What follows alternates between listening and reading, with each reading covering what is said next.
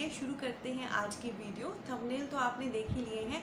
आज मैं आपको बताऊंगी वो स्ट्रैटेजी जो आपको हेल्प करेगी आपके एनटीए को क्रैक करने में पहले ही अटेम्प्ट में जेआरएफ के साथ। तो मैं आपको दोस्तों क्लियर कर देना चाहती हूँ, जैसे कि सबसे पहले एनटीए को क्रैक करने के लिए एनटीए को समझना ज़रूरी है। वो समझ में आपको कुछ पॉइंट्स ध्यान में रखने हैं। सबसे पहले कि एनटीए में 2 एग्ज़ाम होते हैं, एक पेपर 1 या जर्नल पेपर जिसे हम कॉमन पेपर या टीचिंग एप्टीट्यूड भी कहते हैं, जो हर बच्चे को अपीयर करना ही होता है जो नेट की प्रिपरेशन कर रहा है। और दूसरा होता है आपके अपने सब्जेक्ट का पेपर जिसमें आपने अपीयर होना है।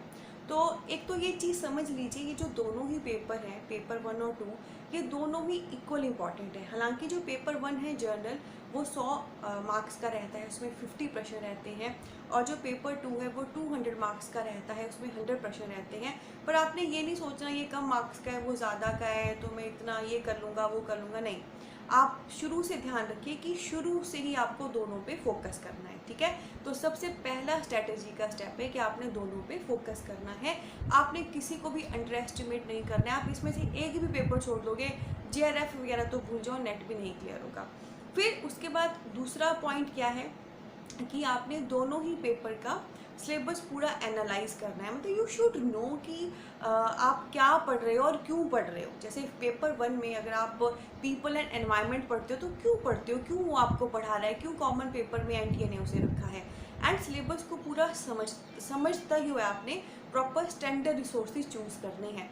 जो बुक्स या सोर्सेज आप चूज़ करने वाले हो वो एक बहुत इंपॉर्टेंट रोल प्ले करेगा आपकी तैयारी को आगे बढ़ाने में।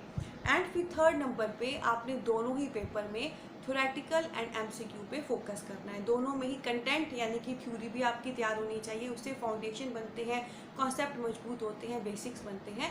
एंड आपने उसमें ही एमसीक्यू भी फोकस पूरा करना है। इट्स लाइक जब आप कंटेंट करते हो आप खाना बनाना सीख रहे हो, और जब आप उसमें वो एमसीक्यू की प्रैक्टिस करते हो तो खाना बनाने की प्रैक्टिस हो जाती है। और आप जानते हैं आपका पेपर ऑनलाइन है तो वो आपके लिए बहुत ज़रूरी है प्रैक्टिस करना।